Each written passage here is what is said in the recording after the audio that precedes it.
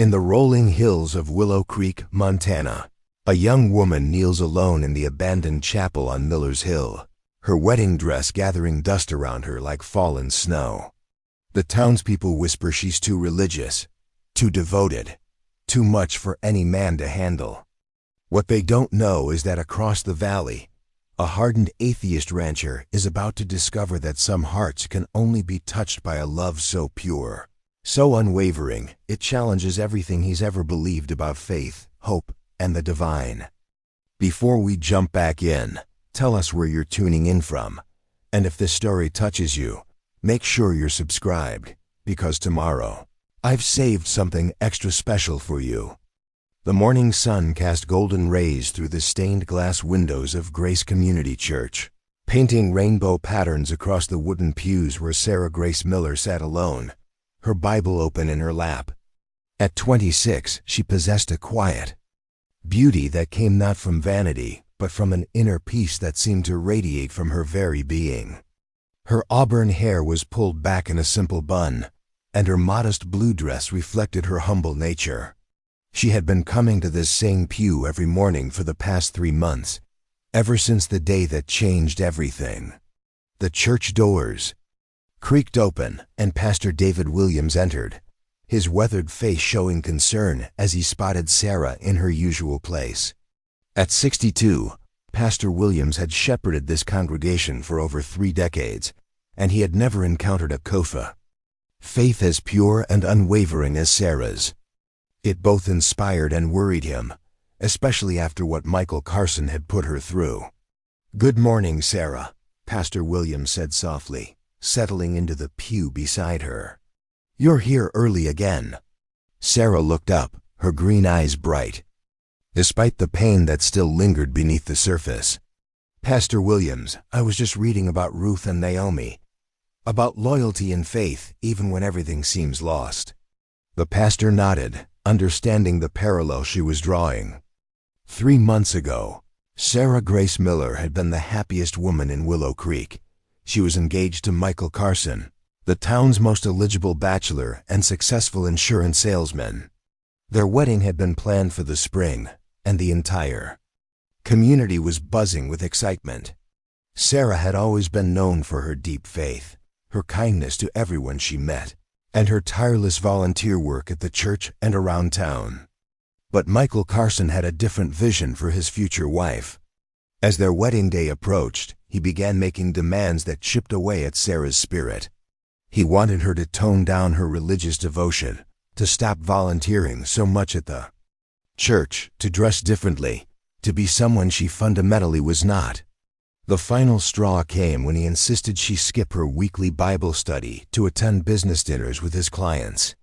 "Sarah," Michael had said that devastating February morning, standing in her family's modest farmhouse kitchen, "you have to choose.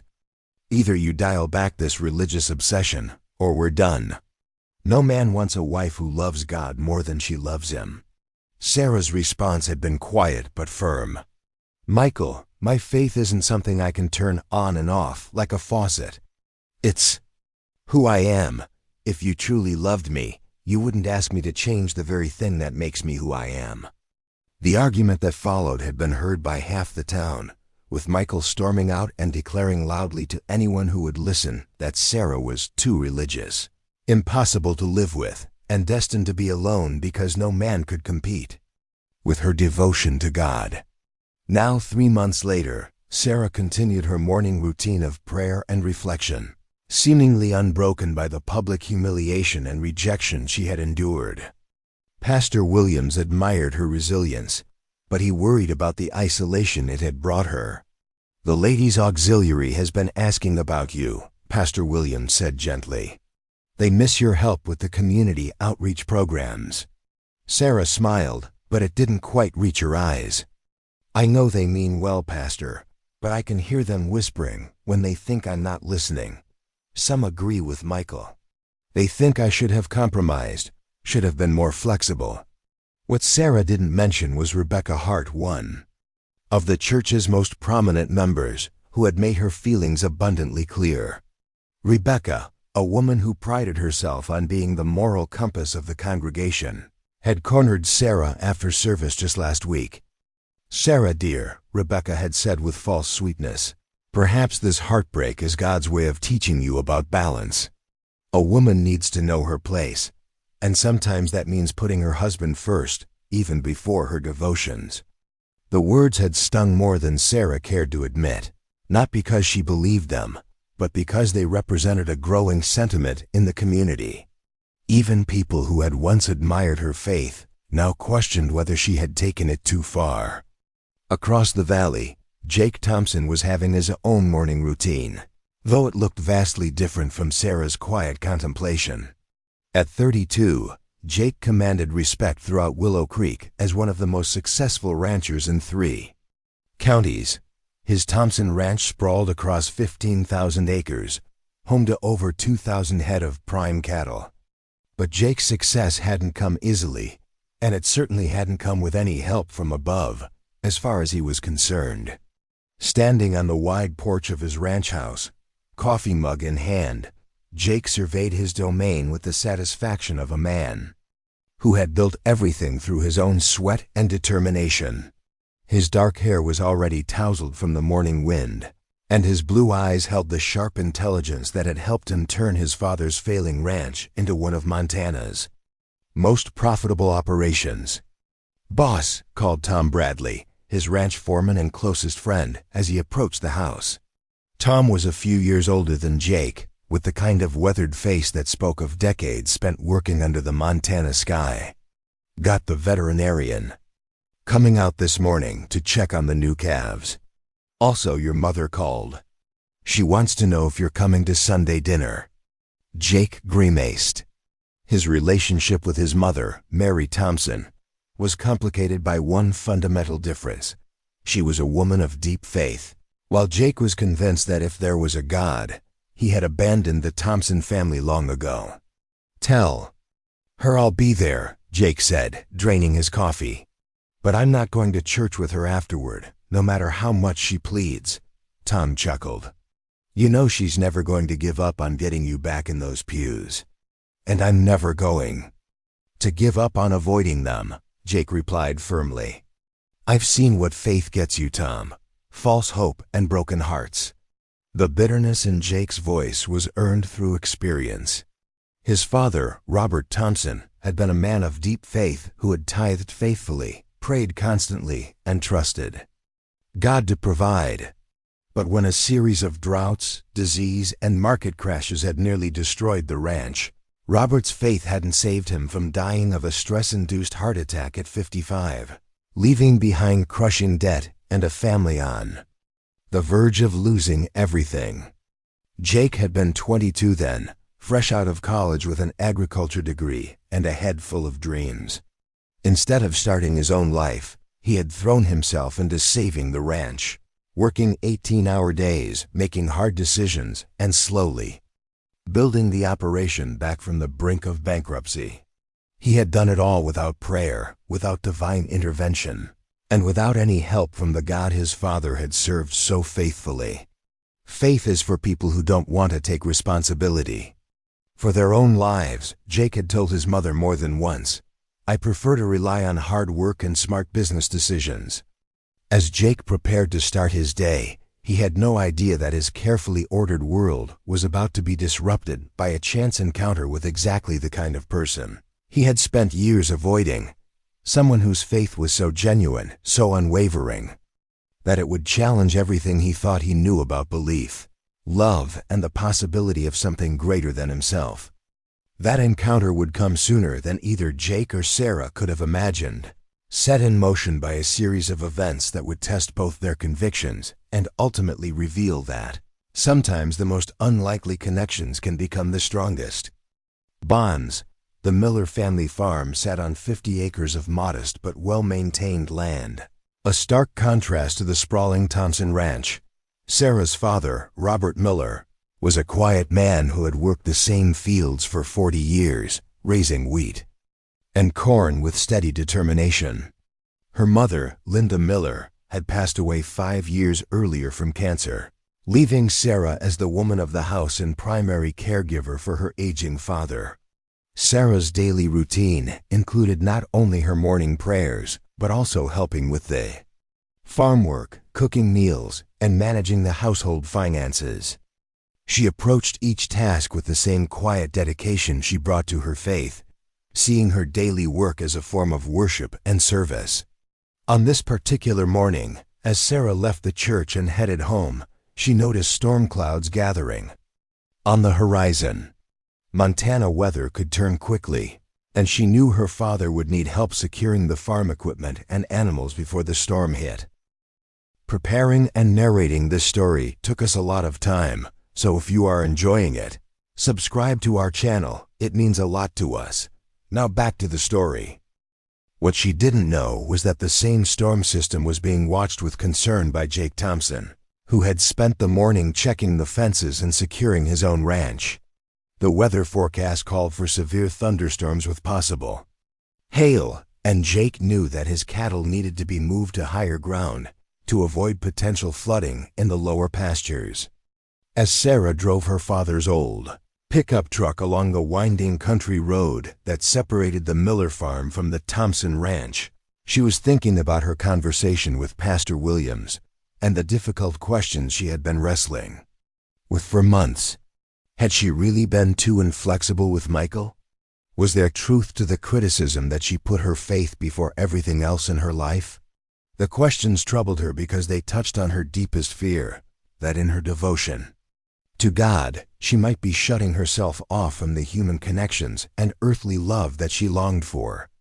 She had always believed that faith and love should complement each other, not compete, but Michael's rejection had planted seeds of doubt that she struggled to uproot. Lost in thought, Sarah didn't notice the storm approaching as quickly as it was until the first drops of rain began spattering her windshield. Within minutes, the drops became a deluge, and the wind began rocking her small truck. She pulled over to the side of the road, knowing it was dangerous to continue driving in such conditions. That's when she noticed the cattle. About 100 yards away, across a wooden fence, dozens of cattle were huddled in a low-lying area that was rapidly filling with water. The animals were clearly distressed, moving restlessly as the water rose around their hooves. Sarah recognized the danger immediately. If the water continued to rise, the cattle could be swept away or drown. Without hesitation, Sarah grabbed her rain jacket from the back seat and stepped out into the storm. She had grown up on a farm and knew how to handle livestock, even if these weren't her family's animals. As she approached the fence, she could see that the gate to the higher pasture was latched shut, and the cattle were too panicked to navigate their way to safety on their own. The rain was coming down in sheets now, and Sarah was soaked within seconds of leaving her truck. But she pressed on, climbing over the fence and wading into the muddy field toward the frightened animals.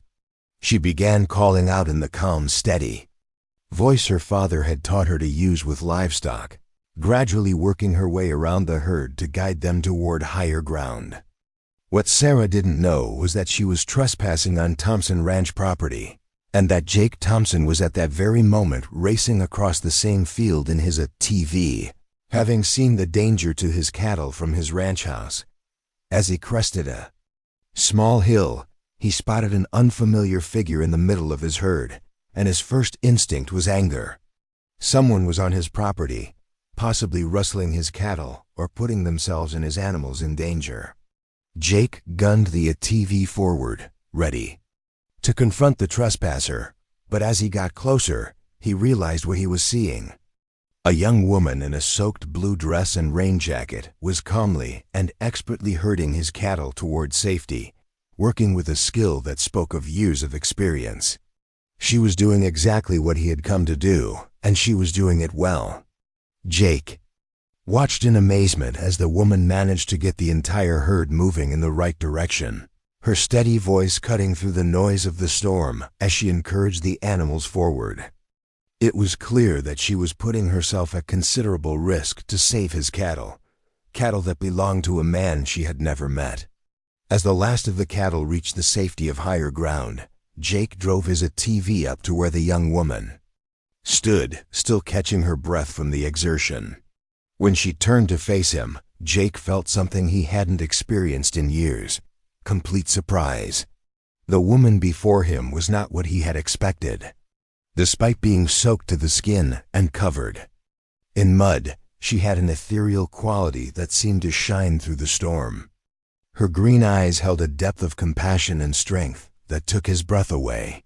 And when she smiled at him, Jake felt as though he was seeing sunlight break through clouds. "I'm so sorry for trespassing," Sarah said, having to raise her voice. "Over the wind and rain.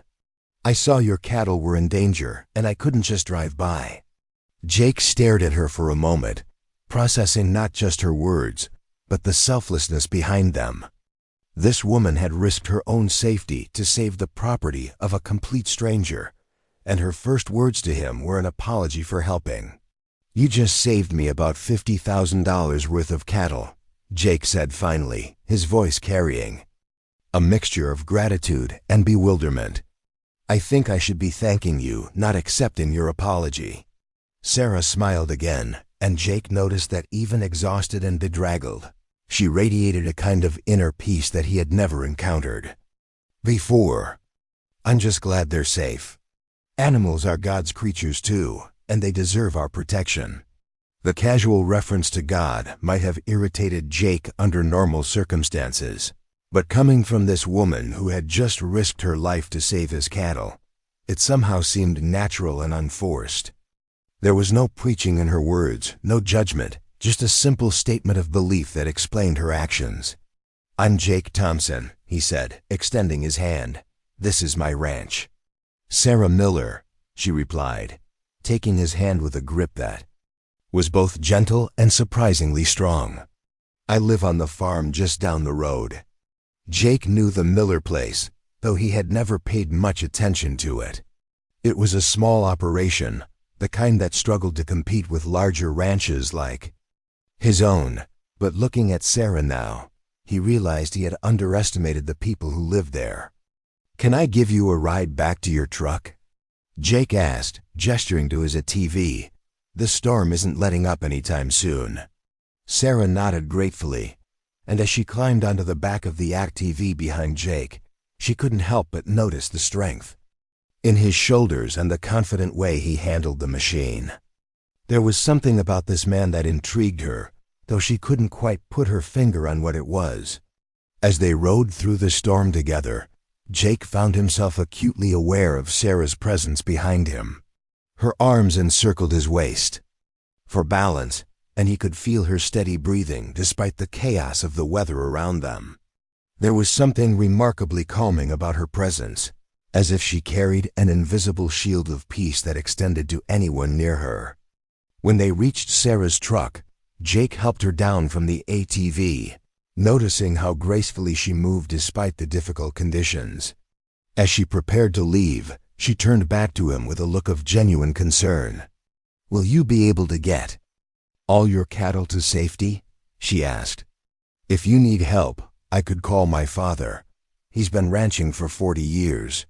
Jake was touched by the offer, even though he had no intention of accepting help from strangers. "I'll be fine," he said. "But thank you, what you did today. Most people would have just kept driving." Sarah's expression grew thoughtful. "I've always believed that when God puts us in a position to help, it's not really a choice, it's a calling." Under normal circumstances, Jake might have rolled his eyes at such a statement. But there was something about the way Sarah said it, without any trace of self-righteousness or superiority, that made it sound like simple truth rather than religious platitude.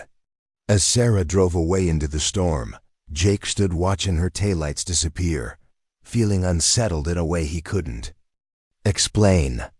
In the space of 20 minutes, this woman had challenged his assumptions about religious people, demonstrated courage and skill that impressed him, and left him with questions he couldn't easily answer.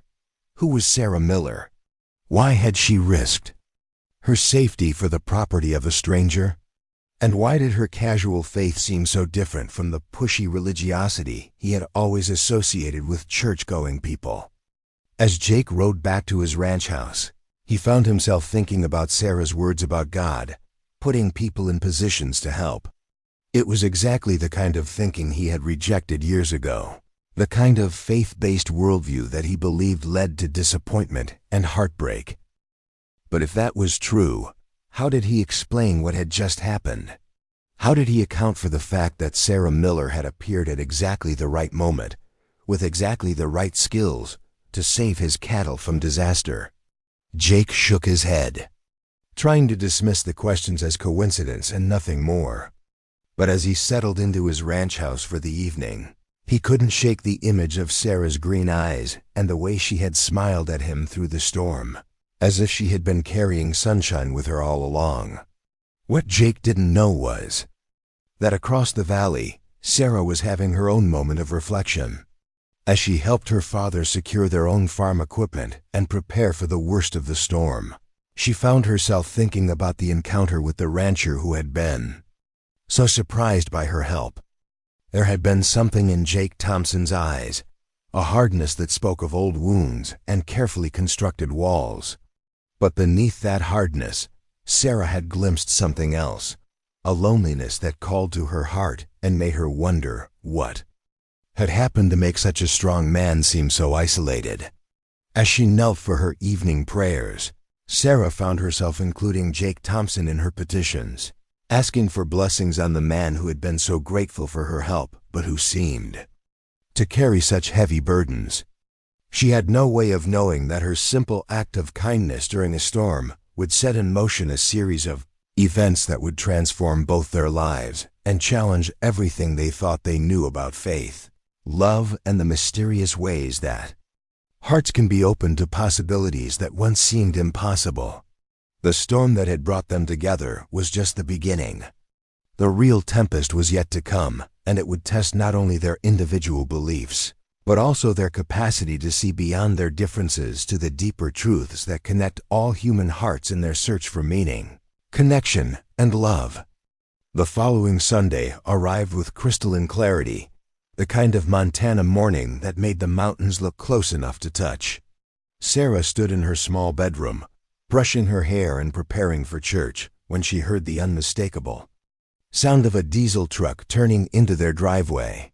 Through her window, she could see a massive black pickup pulling a cattle trailer, and her heart skipped when she recognized Jake Thompson behind the wheel. Her father was already outside, drawn by the sound of the approaching vehicle. Robert Miller was a man of few words, but his weathered face showed curiosity as Jake stepped down from his truck. Sarah watched from her window as the two men shook hands, noting how Jake seemed to tower over her slight father. "Mr. Miller," Jake was saying as Sarah approached the porch, "I wanted to thank you properly for what your daughter did during the storm. She saved me a considerable loss." Robert Miller studied Jake with the careful assessment of a man who had spent decades judging character. Sarah mentioned helping with some cattle. Didn't mention whose they were. "Your daughter has remarkable instincts with livestock," Jake continued. "I was wondering if you might be interested in some contract work.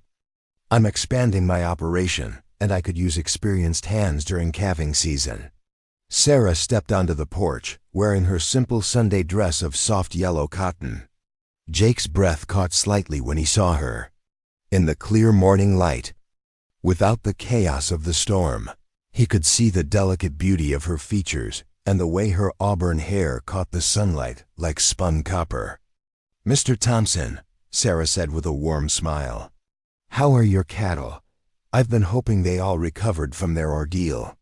"Every last one," Jake replied, his voice softer than it had been when speaking to her father. "Thanks entirely to you." Robert Miller glanced between his daughter and the wealthy rancher with growing interest. "Sarah, why don't you invite Mr. Thompson inside for coffee before church?" "Oh, I don't want to impose," Jake said quickly, suddenly aware that he was interrupting their Sunday morning routine. The mention of church made him uncomfortable, reminding him of the vast gulf between his worldview and that of the Miller family. "Nonsense," Sarah said, already moving toward the door. "We have fresh coffee and homemade biscuits. Please, it's the least we can do after you drove all the way over here. The Miller farmhouse was modest but immaculately maintained, filled with the kind of warmth that came from decades of family life. The kitchen table was small but sturdy, adorned with a simple vase of wildflowers that Sarah had picked from the fields. Jake noticed immediately how different this felt from his own large, expensive, but somehow empty ranch house. As Sarah bustled around preparing coffee and warming biscuits, Jake found himself watching her movements with fascination. Everything she did seemed to be done with purpose and grace, from the way she arranged the cups to the gentle efficiency with which she served their simple meal. "These biscuits are incredible," Jake said after his first bite, and he meant it. The homemade bread was light and buttery, better than anything he had eaten in months. "Sarah's been making them since she was 12, Robert said with obvious pride. "Her mother taught her before she passed. Sarah's got a gift for making simple things special." Sarah blushed at the praise, but Jake could see that her father's words were accurate.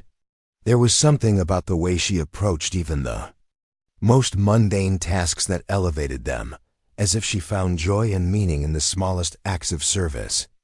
"Mr. Thompson," Sarah said as she poured his coffee, "Dad mentioned you're expanding your ranch. That must be exciting work."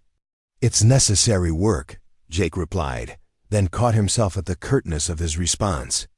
"I mean, yes, it's challenging, but rewarding. I'm trying to build something that will last, something that can weather whatever comes." Robert Miller leaned back in his chair, studying Jake with keen eyes. Weather's not the only thing a man has to prepare for. Sometimes the hardest storms come from inside. Jake felt an unexpected stab of recognition at the older man's words, but he pushed the feeling aside. "I've found that solid planning and hard work can handle most problems." "Most," Robert agreed, "but not all." Before Jake could respond, the sound of a car horn interrupted their conversation. Through the window, they could see Emma Foster's small sedan parked in the driveway, with Emma herself stepping out and waving toward the house. "That's my ride to church," Sarah explained to Jake. "Emma and I always drive together on Sundays." Jake stood immediately, suddenly feeling like an intruder in their peaceful Sunday routine. "I should let you go. Thank you for the breakfast, it was excellent." But as he prepared to leave, Sarah did something unexpected. "Would you like to come with us?" she asked quietly. "I know church isn't everyone's preference, but you're welcome if you'd like." The invitation hung in the air like a challenge. Jake felt his automatic refusal forming on his lips, all the reasons why he didn't believe in organized religion or communal worship. But looking at Sarah's open, hopeful face, he found himself hesitating. "I appreciate the offer," he said finally, "but I'm not really a church person." Sarah nodded, showing no trace of disappointment or judgment. "I understand. But if you ever change your mind, the invitation stands." As Jake drove away from the Miller farm, he found himself thinking about Sarah's simple invitation and her gracious acceptance of his refusal. There had been no pressure, no attempt to argue or convince him. She had simply offered, and when he declined, she had accepted his decision with the same gentle smile she had given him during the storm. Meanwhile, at Grace Community Church, Sarah was trying to focus on Pastor William's sermon about the parable of the Good Samaritan, but her thoughts kept drifting to Jake Thompson. There had been something in his eyes when she invited him to church, a flicker of what might have been. Longing before the walls came back up. Emma Foster, sitting beside her in their usual pew, noticed her distraction. Emma was Sarah's closest friend, a woman of 28 who taught at the local elementary school and shared Sarah's deep faith, though she expressed it with more questions and less certainty than Sarah did. After the service, as they walked to Emma's car, Emma couldn't contain her curiosity any longer. "Okay, who was the incredibly handsome man in the expensive truck at your house this morning?" Sarah felt her cheeks warm. "That was Jake Thompson. He owns the big ranch across the valley. I helped him with some cattle during the storm last week." "Jake Thompson?" Emma's eyebrows rose. Sarah, that man is practically a legend around here. He's built that ranch into one of the most successful operations in 3 states. He's also notoriously private, and from what I've heard, not exactly friendly to people of faith. What do you mean? Sarah asked, though she suspected she already knew. Well, his mother Mary goes to the Methodist church across town, and she's mentioned more than once that Jake refuses to have anything to do with religion. Apparently, he had some kind of falling out with faith after his father died. Mary's been praying for years that he'll find his way back. Sarah absorbed this information thoughtfully. It explained the sadness she had glimpsed beneath Jake's confident exterior, the sense of a man who had been wounded by life and had built walls to protect himself from further hurt. He seemed lonely, Sarah said softly. Successful and capable, but lonely. Emma studied her friend with growing concern. Sarah, please tell me you're not thinking of trying to save him. You just went through a devastating rejection because of your faith. The last thing you need is to get involved with another man who can't accept who you are. But Sarah was already lost in thought, remembering the genuine gratitude in Jake's voice when he thanked her for saving his cattle, and the way he had looked at her when she invited him to church. There had been something there, something that suggested his rejection of faith might not be as absolute as it appeared. Over the following week, Sarah found herself thinking about Jake Thompson more often than she cared to admit. She wondered about his life on that big ranch, about the loneliness Emma had mentioned, and about what might have happened to turn him so firmly against the faith that his mother obviously held dear. She didn't have to wonder long. On Wednesday afternoon, as she was working in her family's vegetable garden, she heard the sound of an approaching vehicle. Looking up, she saw Jake's black truck turning into their driveway, and her heart began to beat faster. Jake stepped out of the truck carrying a large basket, his expression uncertain in a way that was quite different from the confident rancher she had met before. He approached where she knelt among the tomato plants, his boots crunching on the gravel path. I brought you something, he said without preamble, holding out the basket.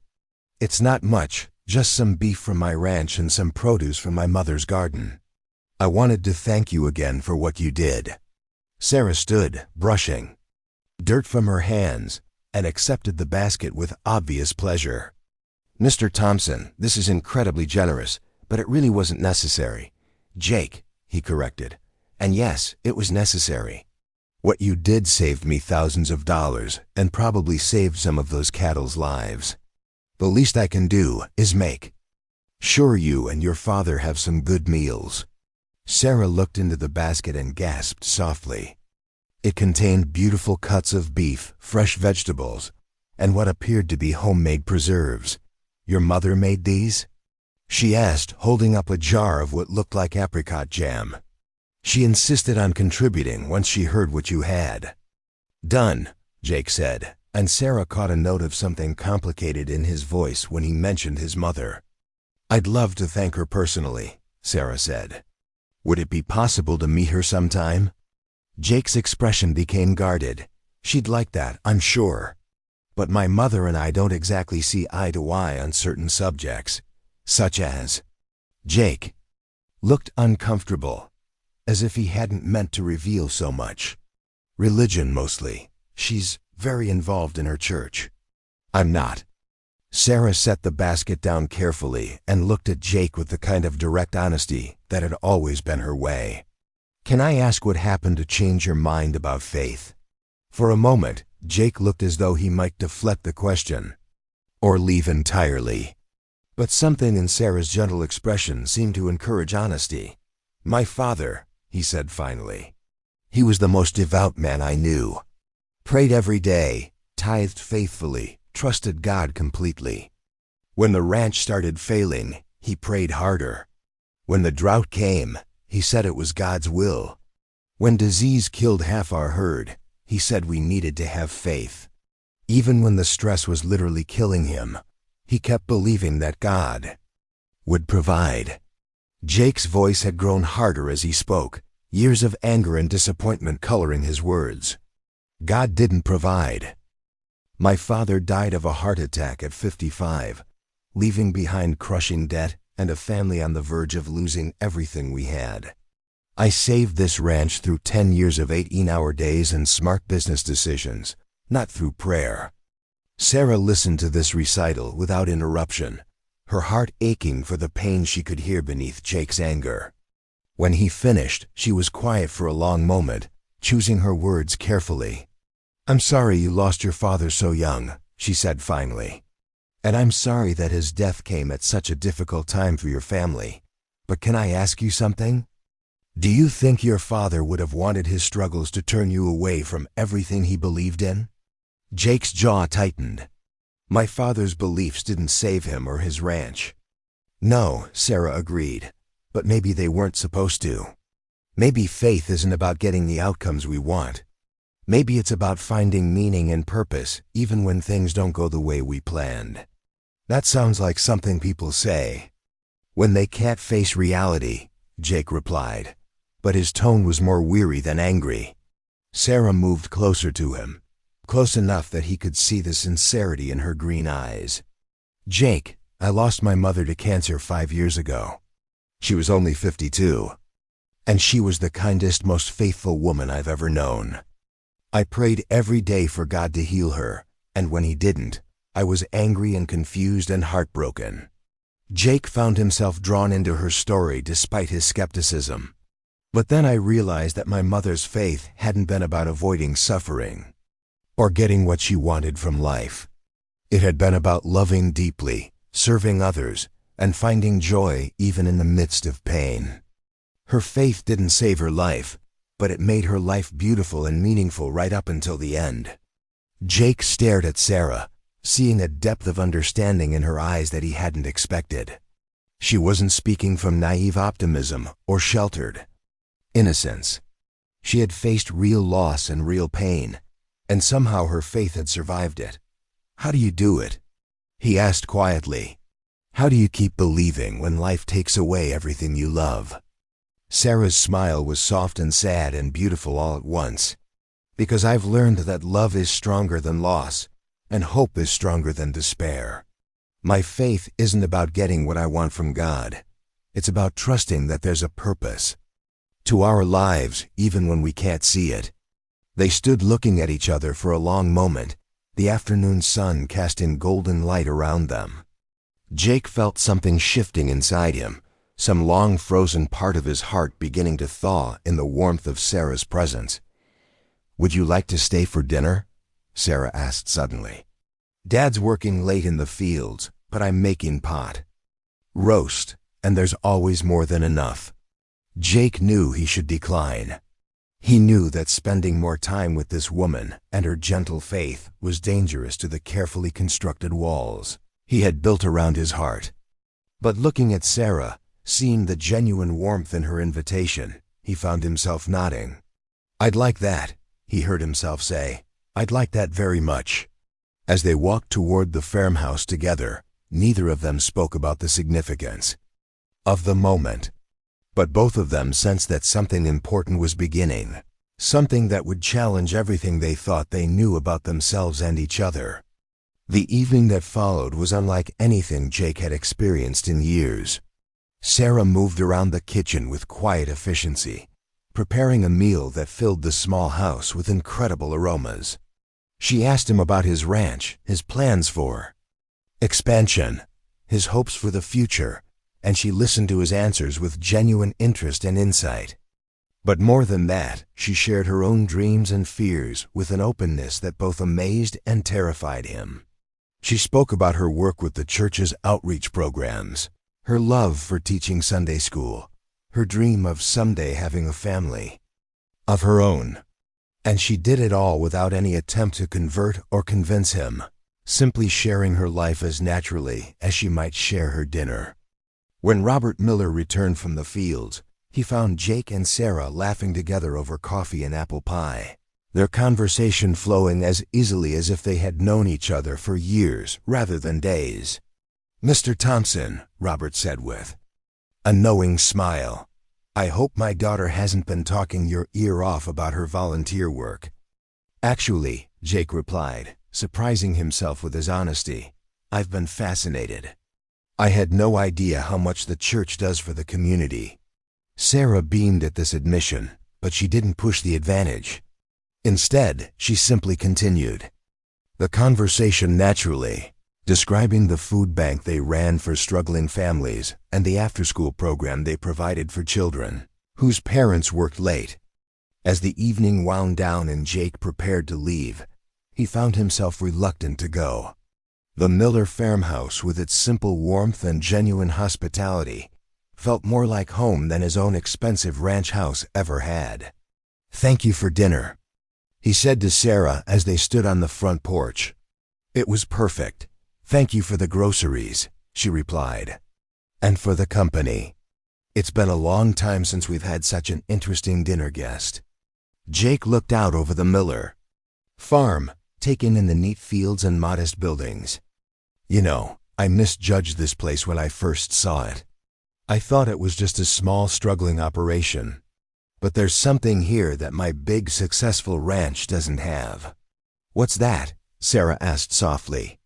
Jake met her eyes, and for a moment, his carefully maintained barriers came down completely. "Peace," he said simply. "You have peace here." As Jake drove home through the Montana darkness, he found himself thinking about Sarah's words about faith and love and purpose. For the first time in years, he wondered if there might be something to her beliefs after all. Not because she had argued or preached, but because she had lived them so naturally and beautifully that they seemed less like religious doctrine and more like simple truth.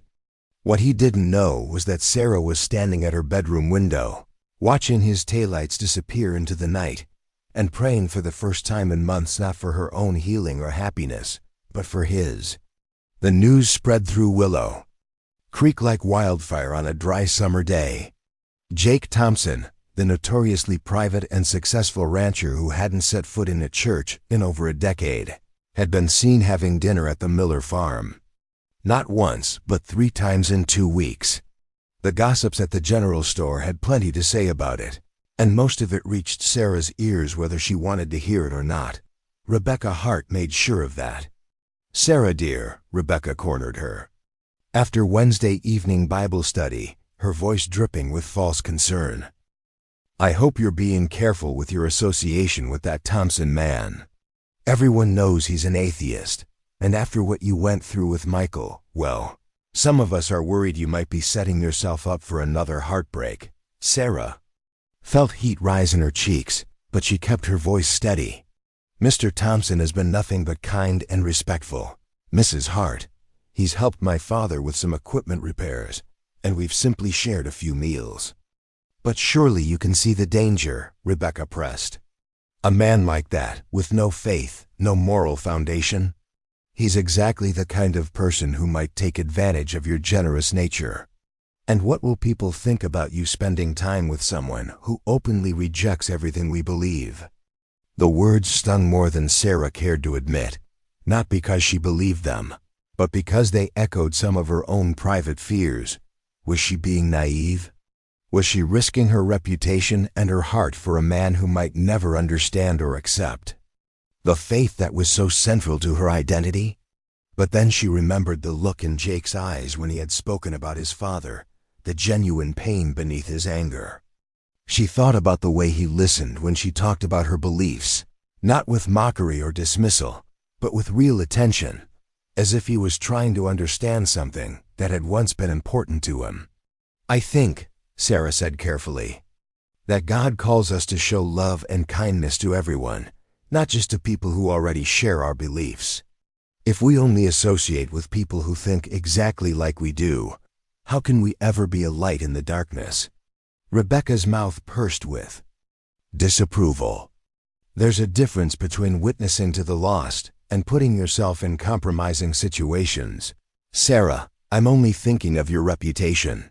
That evening, Sarah found herself kneeling in her bedroom, struggling with doubts and questions that she hadn't faced since Michael's rejection.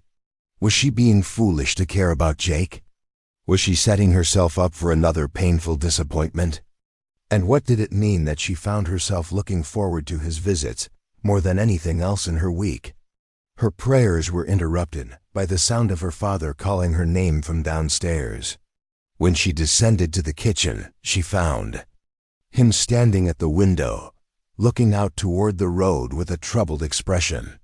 "Sarah," he said quietly, "we need to talk." Her heart sank.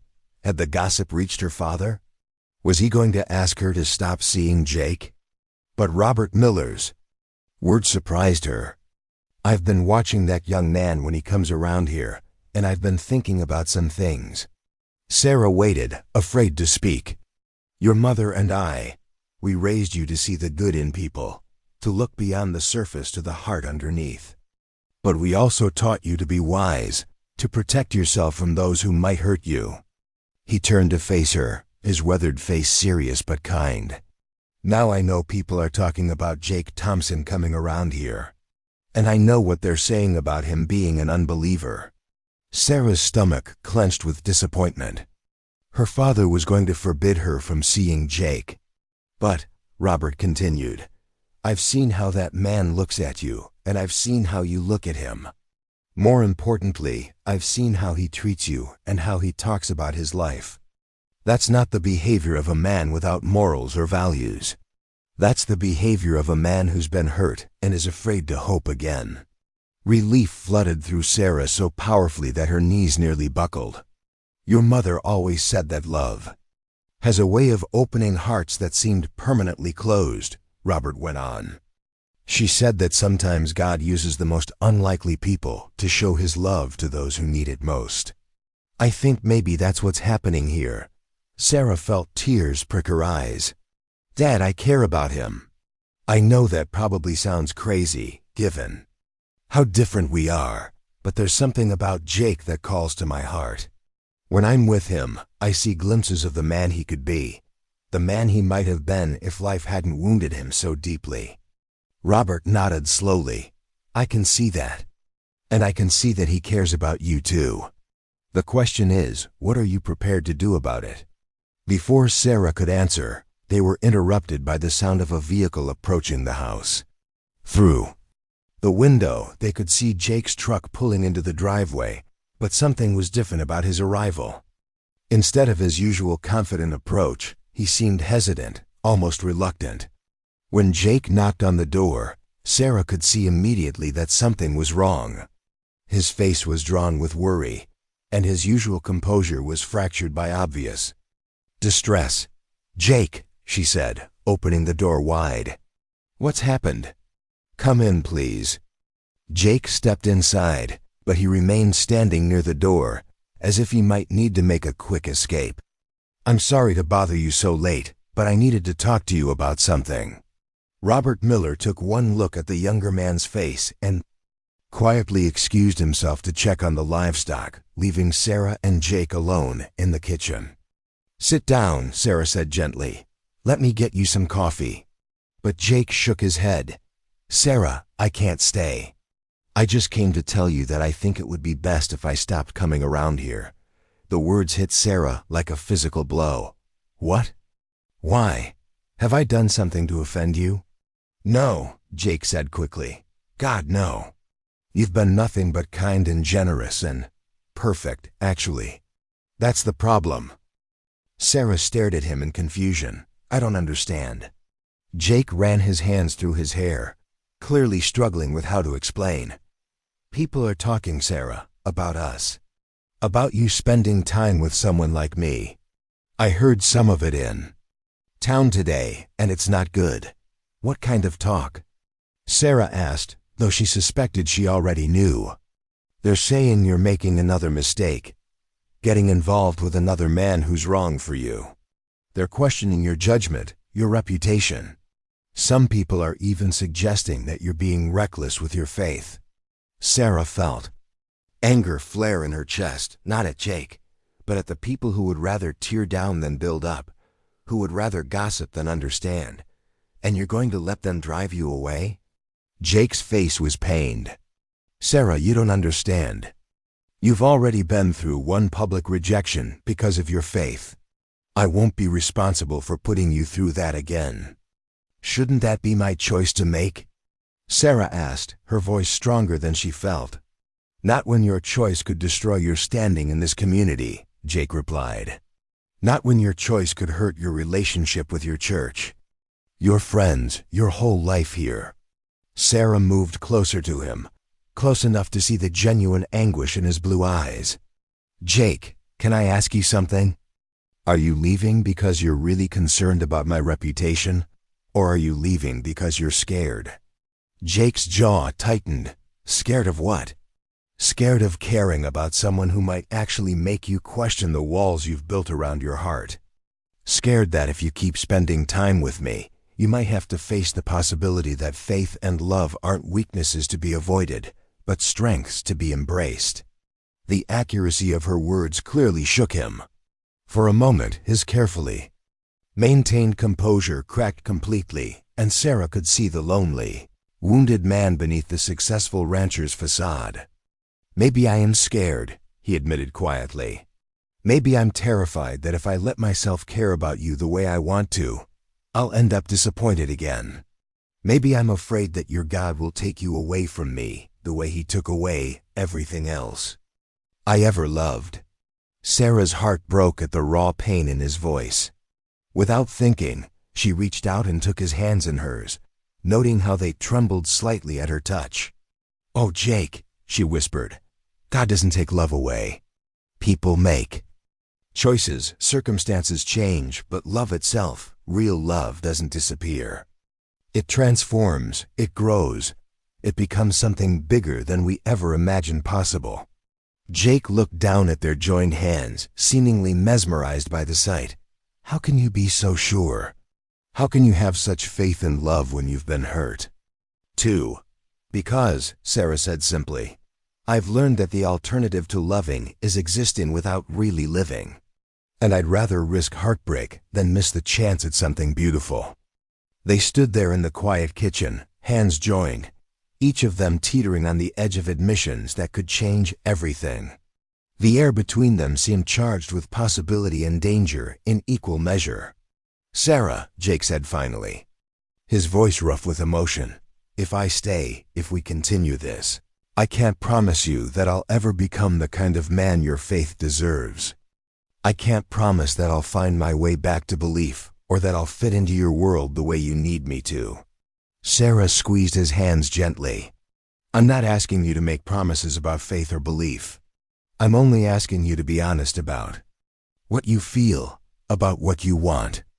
Jake met her eyes, and in that moment, his defenses finally crumbled completely.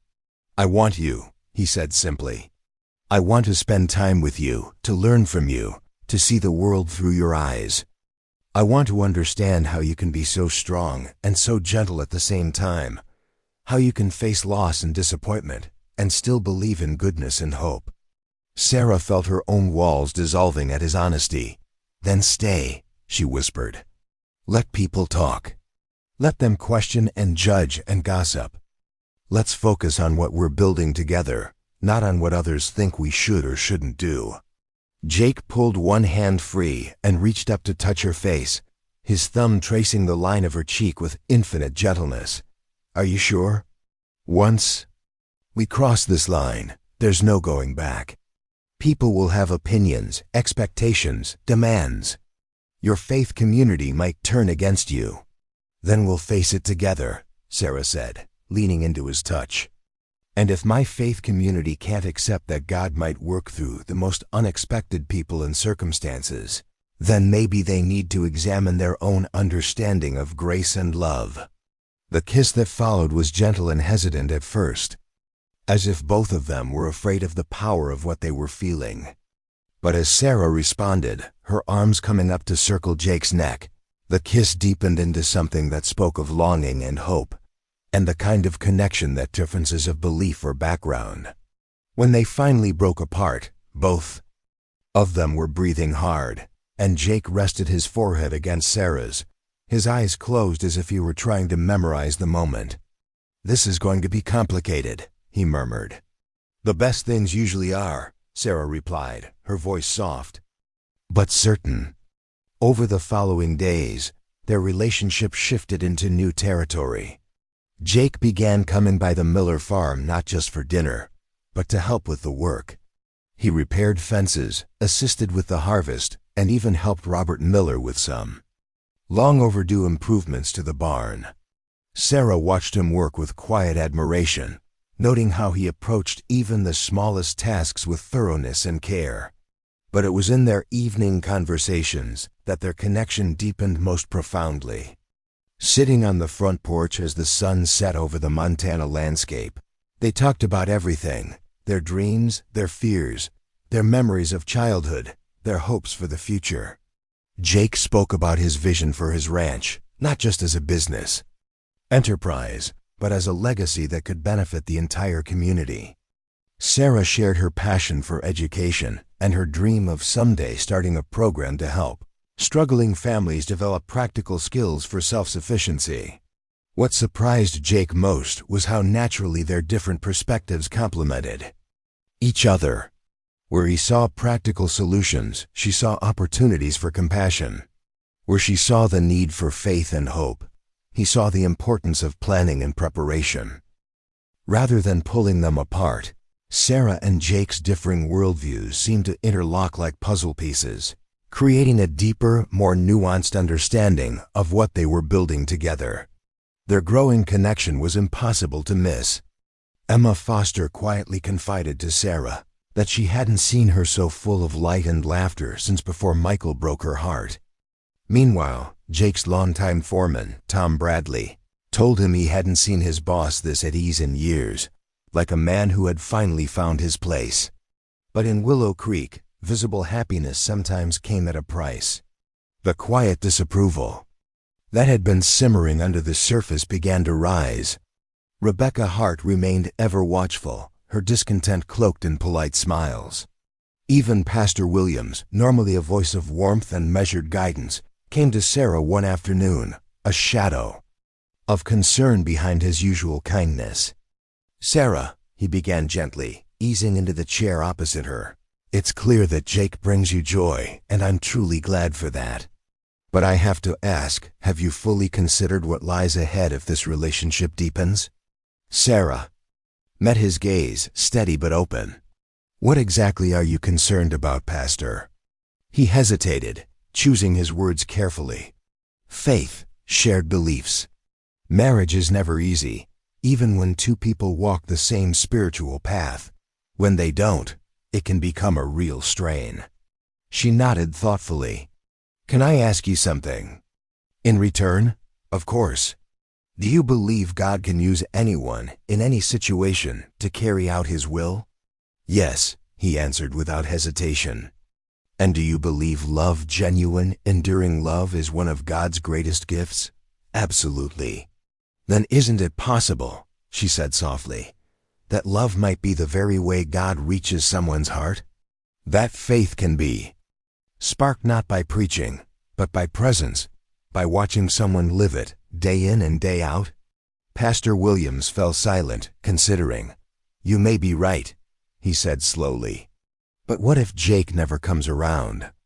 Are you prepared to build a life with someone who may never share your core beliefs?" It wasn't a question Sarah could answer quickly. She had wrestled with it for weeks, during sleepless nights, long walks and whispered prayers. But the image that always came to mind was Jake caring for her father with quiet patience, handling his animals with careful respect, listening intently when she talked about her faith. "Pastor," she said after a pause, "I believe faith is more than words or rituals. It's how we treat others, how we show up in the hard moments. Jake may not use religious language, but I see integrity, compassion, and purpose in him. To me, that is faith in action." That evening, as the sun dipped behind the rolling hills, Sarah and Jake walked the perimeter of her family's land, boots crunching through dry grass. She recounted the conversation with Pastor Williams. Jake didn't speak at first. His hands were buried in his jacket pockets, his brow furrowed in thought. "He's not wrong," Jake said finally. "I've never felt at home in churches. I've tried, but it never took. I can't promise that'll ever change."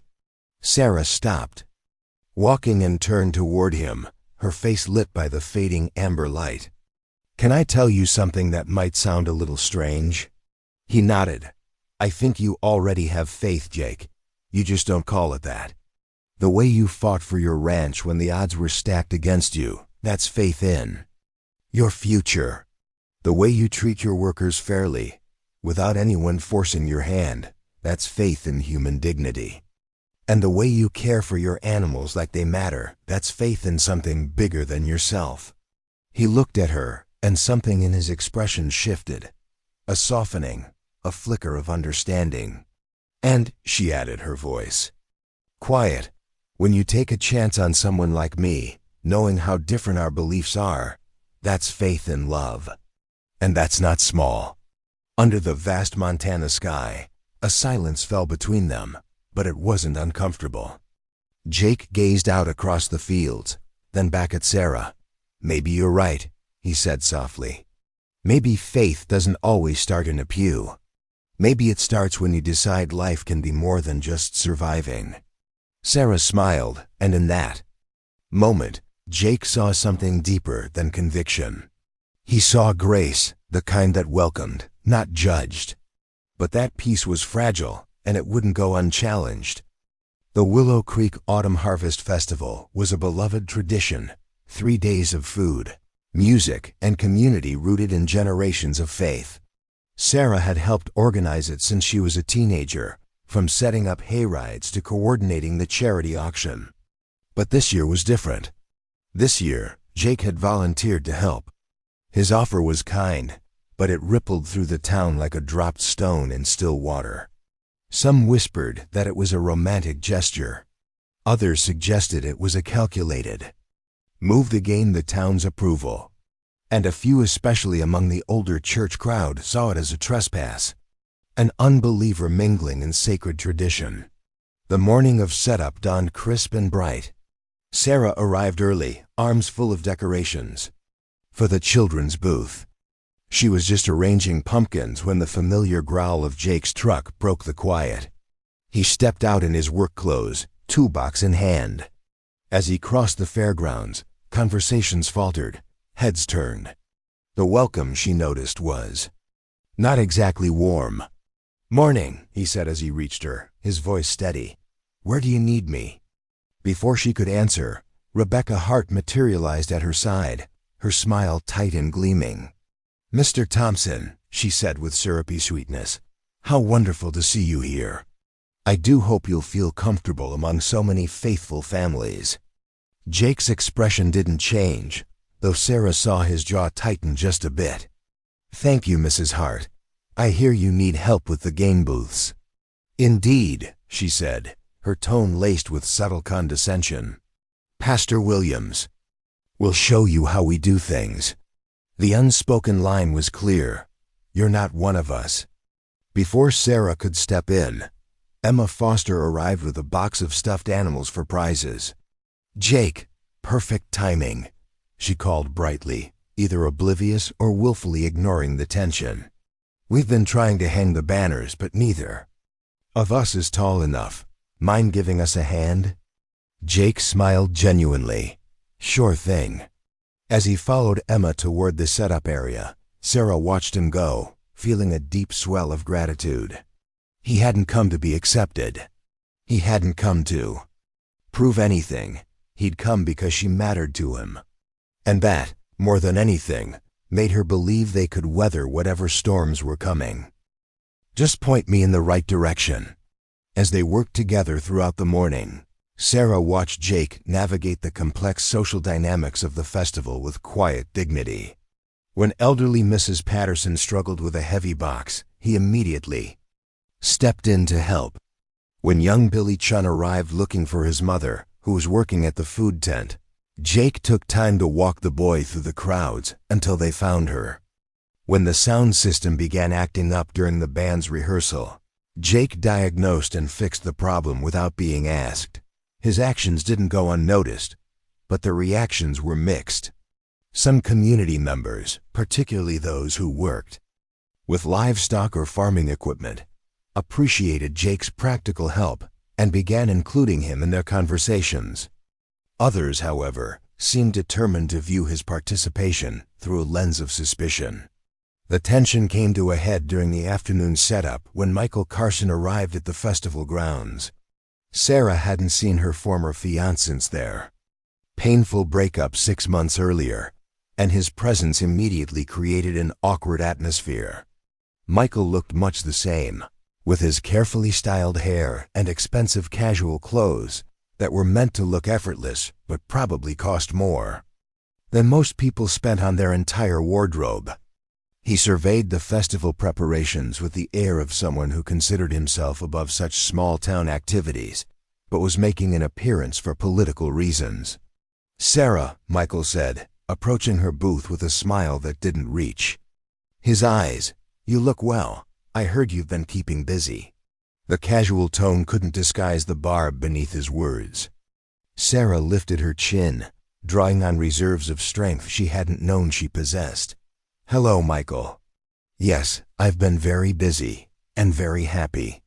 Michael's gaze swept the festival grounds until it landed on Jake, who was helping to raise a tent for the food vendors. "I can see that. Interesting choice of companion. Though I suppose after our experience, you decided to go in the complete opposite direction. What's that supposed to mean?" Sarah asked, though she dreaded the answer.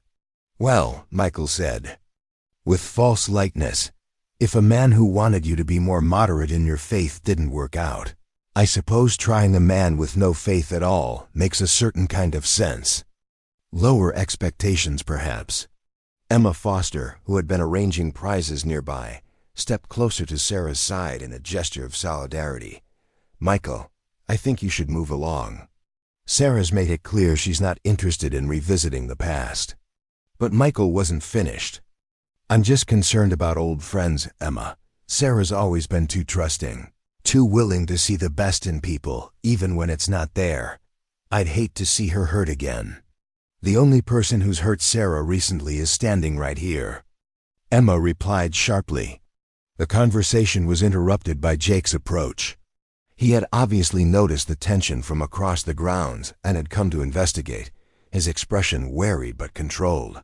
"Everything all right here?" Jake asked, positioning himself slightly between Sarah and Michael in a gesture that was protective without being aggressive. Michael looked Jake up and down with obvious disdain. "You must be the famous Jake Thompson. I've heard a lot about you." "All good, I hope," Jake replied evenly, though his eyes had gone cold. "Interesting, actually," Michael continued. "I find it fascinating that Sarah went from someone who she thought was insufficiently devout to someone who doesn't believe at all. Makes me wonder what that says about her actual priorities." Sarah felt the blood drain from her face at the cruelty of the comment, but before she could respond, Jake stepped forward, his voice dangerously quiet. "I think you should watch how you talk about Sarah. In fact, I think you should probably move along before this conversation goes somewhere neither of us wants it to go." Michael laughed, a harsh sound that carried across the festival grounds and drew the attention of nearby workers. "Oh, the atheist is going to defend Sarah's honor? How noble. Tell me, Thompson, do you plan to make an honest woman of her, or are you just enjoying the novelty of corrupting the local saint?" The words hung in the air like poison, and Sarah felt the eyes of the entire community turning toward them. This was exactly the kind of public scene she had dreaded, the kind of confrontation that would fuel gossip for months. But what happened next surprised everyone, most of all Sarah herself. Instead of rising to Michael's bait or responding with anger, Jake simply looked at him with something approaching pity. When he spoke, his voice was calm and clear enough for everyone nearby to hear. "Michael, I don't know what happened between you and Sarah, and I don't particularly care. But I do know that Sarah is the most genuinely good person I've ever met. She's kind, generous, intelligent, and stronger than anyone gives her credit for. If you couldn't see that, if you couldn't appreciate what you had with her, then that's your loss and your failure, not hers." He paused, his gaze never leaving Michael's face. As for what my intentions are, that's between Sarah and me. But I will say this. Any man lucky enough to earn Sarah's love would be a fool not to treasure it, protect it, and do everything in his power to deserve it. The silence that followed Jake's words was profound. Sarah felt tears spring to her eyes, not from hurt or embarrassment, but from the overwhelming emotion of hearing herself defended with such eloquence and sincerity. Around them, she could see festival workers and volunteers absorbing what Jake had said, many of them nodding in agreement. Michael's face had gone red with anger and humiliation. "How touching," he said sarcastically. "The unbeliever giving us all lessons in morality. I wonder how long this little act will last when the novelty wears off." "The only act I see here," said a new voice, "is yours." Everyone turned to see Mary Thompson approaching the group, her small frame radiating quiet authority. Jake's mother was a woman in her mid-60s, with silver hair and kind eyes, but there was steel in her voice as she addressed Michael. "I couldn't help but overhear your conversation," Mary continued. "And I have to say, young man, your behavior is shameful. You're causing a scene at a community festival, insulting a woman who never did anything but love you, and attacking my son for defending her. That's not the behavior of a gentleman or a Christian." Michael looked stunned to be confronted by Jake's mother, especially since Mary Thompson was well respected in religious circles throughout the county. "Mrs. Thompson," Michael stammered, "I didn't realize you were here." You were just making a fool of yourself," Mary said firmly. Dr. Hayes's voice cracked over the storm of static on the phone line. "She needs to be in surgery within the next 6 hours. Maybe less, if we can't get her out of here soon." Jake didn't wait to hear the rest. He grabbed his keys, threw on his coat, and was out the door before the screen door could slam shut behind him. Snow lashed across the front yard in violent gusts, obscuring everything beyond the porch light. The storm was a living thing, feral, unrelenting, and uncaring. But none of that mattered. Not now. Sarah was fighting for her life. And there was no one else coming. Within minutes, Jake had the old ranch truck running, emergency lights flashing. He didn't know how he was going to make it to the clinic on the other side of town. The roads were nearly invisible beneath feet of snow, but he had no choice. If Willow Creek's only ambulance couldn't make it out, then he would be the one to get Sarah to safety. He had to. By the time he reached the clinic, a 2-man road crew had just finished clearing enough of Main Street for emergency access. Dr. Hayes met him at the doors, face pale and drawn. "Jake," he said grimly, "we've stabilized her for now. But it's temporary. She needs a neurosurgeon and an ICU. We've got a care team ready to monitor her in the truck, but someone has to drive." "I'll get her there," Jake said without hesitation. Hayes hesitated. The back route to Billings through Red Creek Pass, it's treacherous even in good weather. And this storm, Jake's voice was like steel. "Tell your team to get her loaded. We leave in 5 minutes." Later, the makeshift transport, an old decommissioned ambulance Jake had helped refurbish during wildfire season, pulled out of the parking lot, snow chaining its tires, headlights barely piercing. The blinding squall. Jake gripped the steering wheel as if it were the only thing anchoring him to the earth. Every second felt like a lifetime. In the back, he could hear the murmur of the medics and the quiet beeping of monitors keeping Sarah tethered to life. His mind flickered back to the night before Sarah's laughter at dinner, the way her hand fit so naturally in his, the quiet certainty he'd felt when she looked at him and spoke of love as a form of faith. He wasn't going to lose that. Not now, not ever. Back in Willow Creek, word of the accident spread quickly. Mary Thompson lit a candle and placed it in her front window, a beacon against the storm. Emma Foster and Pastor Williams gathered a group at the church to pray.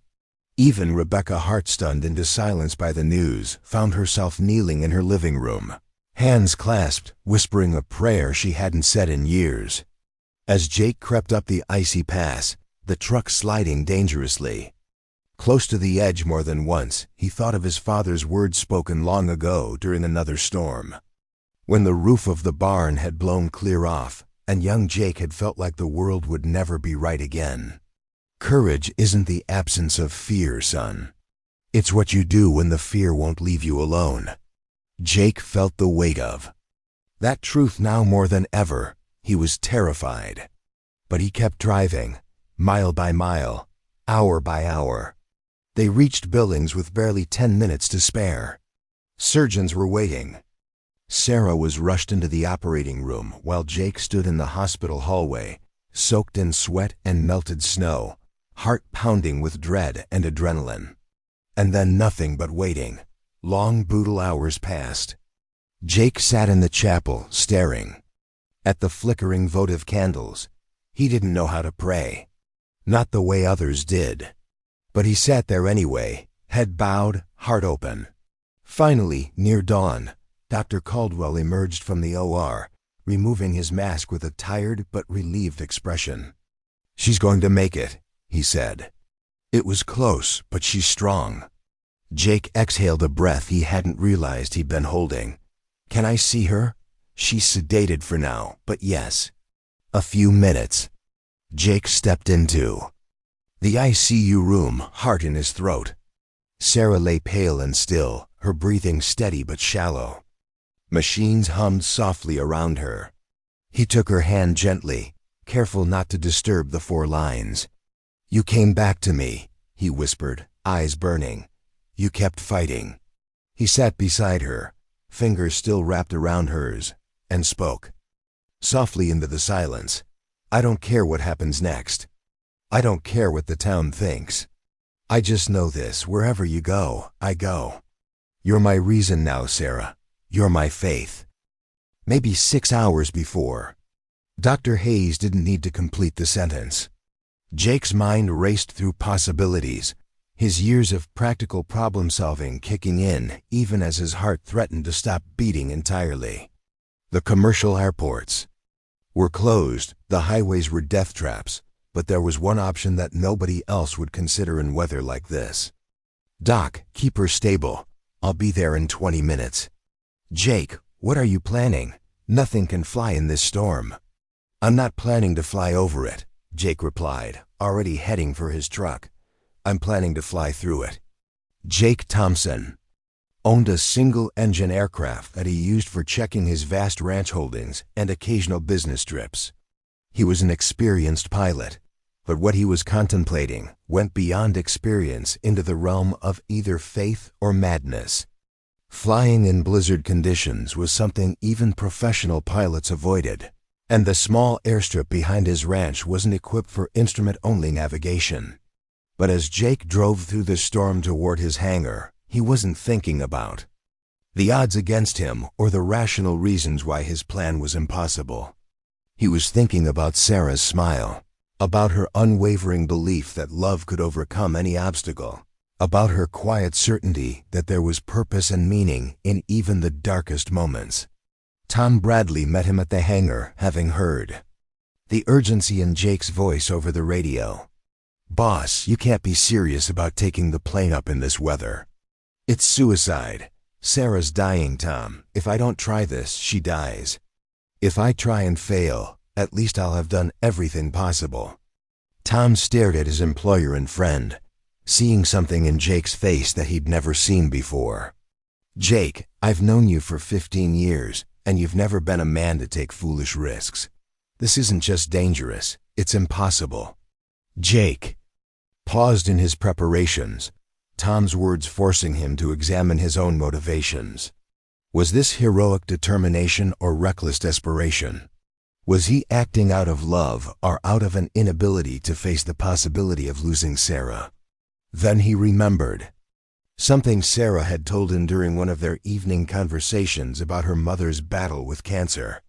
"Sometimes," she had said, "faith isn't about knowing that everything will work out. Sometimes faith is about being willing to risk everything for love, even when you can't see how it's possible to succeed." "Tom," Jake said quietly, continuing to check his aircraft, "6 months ago, I would have agreed with you. I would have said that this was foolish, that I should accept what I couldn't control, that hope without rational basis was just illusion. But Sarah taught me something about faith that I never understood before." He looked up from his inspection, his eyes clear and determined. "Faith isn't about having guarantees or certainties. Faith is about believing that love gives meaning to our actions, even when we can't predict the outcomes. If I don't try to save her, I'll spend the rest of my life knowing that I let the woman I love die, because I was afraid to risk everything for her." Tom was quiet for a moment, then began helping Jake prepare the aircraft. "Well, if you're determined to do this insane thing, at least let me help you do it right. We'll need to contact the hospital in Billings. Make sure they're ready for you." As Jake completed his pre-flight checks, word of his desperate plan spread throughout the community. Despite the storm, people began arriving at his ranch. Mary Thompson came, her face drawn with worry, but her eyes shining with pride at her son's courage. Emma Foster fought through the blizzard to be there, along with Pastor Williams and several other members of Grace Community Church. Even more surprisingly, several of Jake's ranch hands and neighbors arrived, including some who had been skeptical of his relationship with Sarah. They came not just to witness his departure, but to help however they could. "Jake," Pastor Williams said, approaching him as he finished his preparations, "I want you to know that we'll be praying for you and Sarah throughout this ordeal. Whatever happens, you're doing something beautiful and brave." Jake paused in his work, looking at the pastor who had once questioned his worthiness for Sarah's love. "Pastor, I need to ask you something. If something happens to me up there, will you make sure Sarah knows that I finally understood what she was trying to teach me about faith and love?" "Nothing's going to happen to you, Jake," Pastor Williams replied firmly. "But yes, I promise." Mary Thompson stepped forward, her small hand gripping her son's arm with surprising strength. "Jacob, your father would be so proud of you right now. This is exactly the kind of man he raised you to be, the kind of man who puts love above fear, who risks everything for what matters most." Jake hugged his mother, feeling a peace settle over him that had nothing to do with confidence about the flight ahead, and everything to do with the certainty that he was doing exactly what he needed to do. As Jake climbed into his aircraft, Tom Bradley handed him a radio that had been tuned to the hospital frequency. "Doc Hayes will be talking you through the approach to Billings. The hospital has agreed to clear their helipad for you, even though it's not really designed for fixed-wing aircraft." Jake nodded, his hands steady on the controls despite the magnitude of what he was attempting. As he started the engine, he could see the gathered crowd through the blizzard, their faces illuminated by the aircraft's lights. These people, many of whom had questioned his place in their community, were now united in support of his mission to save the woman they all loved. The takeoff was the most challenging thing Jake had ever attempted. The wind was gusting at nearly 50 miles per hour, and the visibility was essentially zero. But as his aircraft lifted off from the small runway behind his ranch, Jake felt a strange calm descend over him. He couldn't see where he was going, couldn't predict what obstacles lay ahead, but he was moving forward on faith, trusting that love would guide him to where he needed to be. The flight to Billings took 45 minutes that felt like hours. Jake flew entirely on instruments, trusting his training and his equipment while the storm raged around him. Several times, the turbulence was so severe that he wasn't sure the aircraft would hold together. But each time he felt doubt creeping in, he thought about Sarah lying unconscious in the hospital, fighting for her life, and his resolve strengthened. Dr. Hayes' voice crackled over the radio as Jake approached Billings. "Jake, the surgical team is standing by. The moment you land, we'll have Sarah transferred and prepped for surgery. You've given us the chance we needed." The landing was even more difficult than the takeoff. The hospital's helipad was small. and surrounded by buildings that created dangerous wind shears. Jake had to make 3 approaches before he felt confident enough to commit to landing. When the aircraft finally touched down, the gathered medical team rushed forward to transfer Sarah from the ambulance that had brought her from Willow Creek. Jake caught only a brief glimpse of Sarah as she was wheeled into surgery, but what he saw filled him with both terror and hope. She was unconscious, connected to various machines, but she was alive, and now she had the chance she needed. The surgery lasted 8 hours.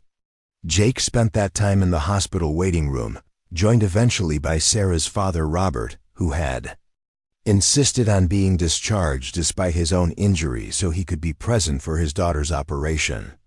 Mary Thompson and Emma Foster had also made the treacherous journey to Billings, unwilling to wait at home for news.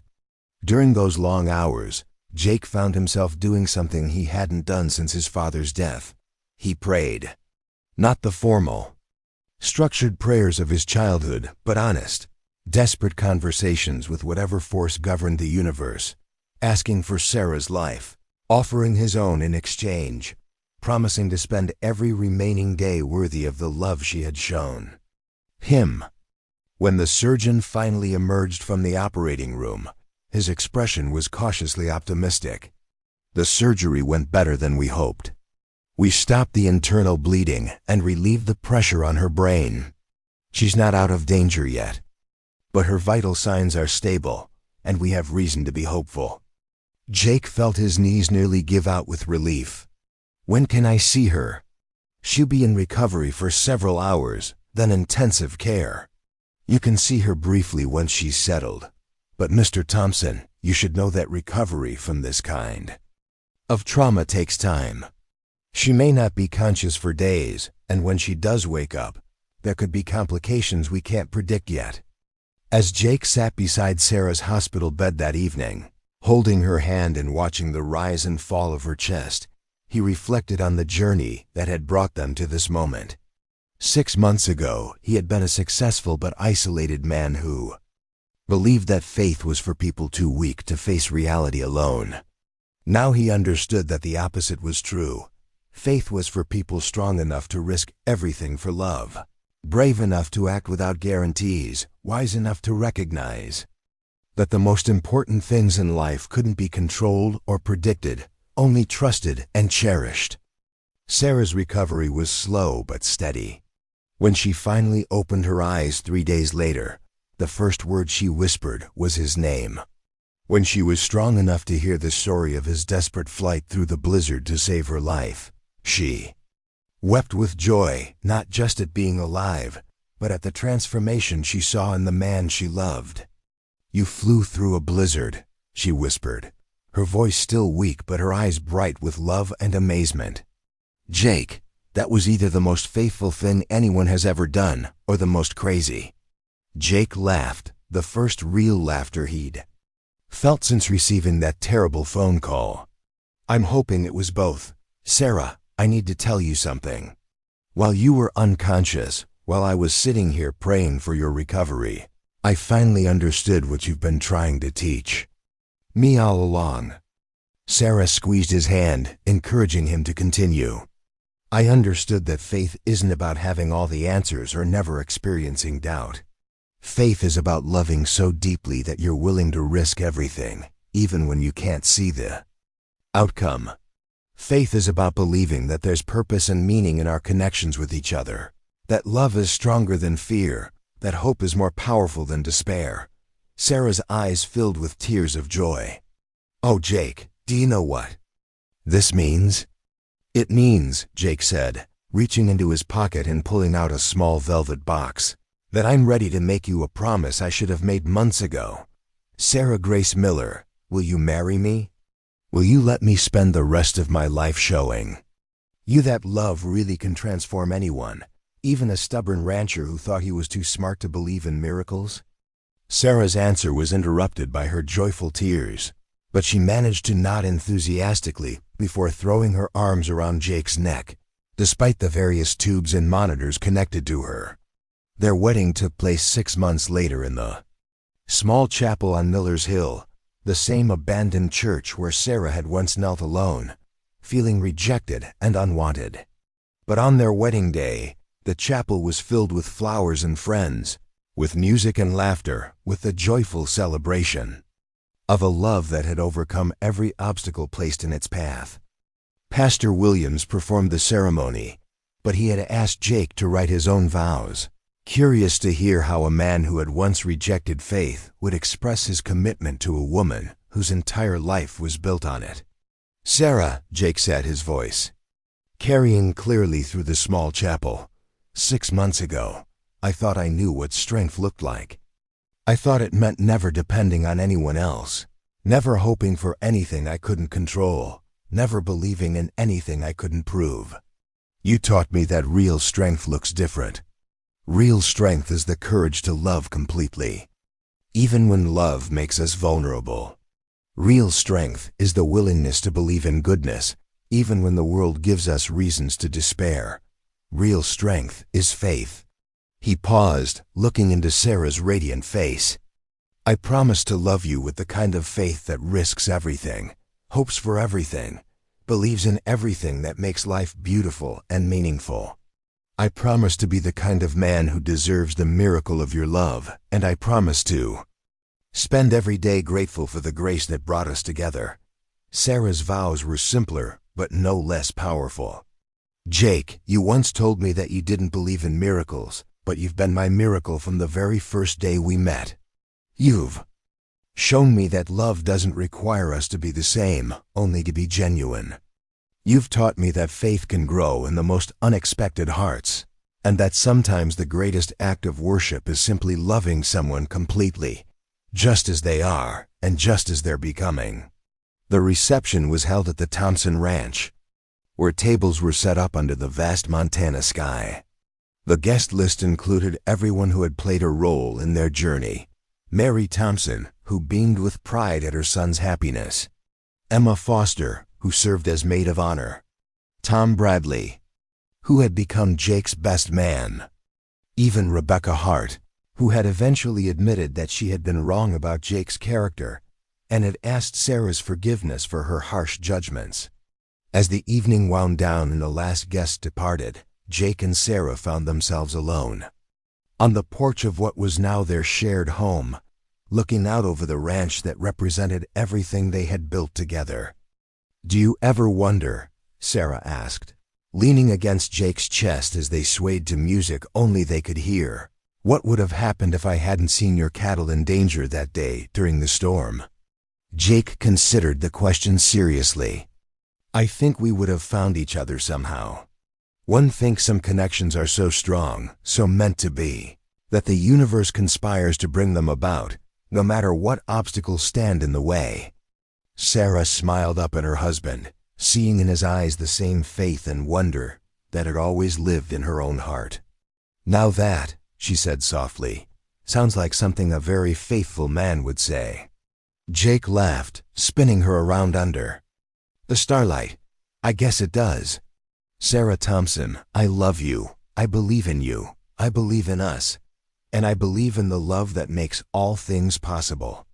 Years later, when people in Willow Creek told the story of Sarah and Jake Thompson, they spoke of it as a testament to the power of unwavering love to transform even the most unlikely hearts. They talked about the atheist rancher who learned that faith wasn't the enemy of reason, but the companion of love, and the religious woman who discovered that God's grace could work through anyone willing to risk everything for someone else's happiness. But Sarah and Jake knew that their story wasn't really about religious conversion or philosophical transformation. It was about two people who had been brave enough to see beyond their differences to the love that connected them, patient enough to allow that love to change them both, and faithful enough to believe that some bonds are strong enough to overcome any obstacle, bridge any gap, and create something beautiful out of the most unlikely circumstances. Their love became a beacon of hope for everyone in Willow Creek who had ever felt too different, too damaged, or too set in their ways to find lasting happiness. Sarah and Jake proved that love doesn't require us to abandon who we are, only to become the best version of ourselves, and that faith isn't about having all the answers, but about being brave enough to keep asking the questions that matter most. In the end, their story was exactly what Sarah had always believed it would be, a testament to the truth that love really is stronger than fear, hope really is more powerful than despair, and faith really can move mountains, especially when that faith is expressed through the simple daily choice to love someone completely, just as they are and just as they're becoming. Up next, you've got 2 more standout stories right on your screen. If this one hit the mark, you won't want to pass these up. Just click and check them out.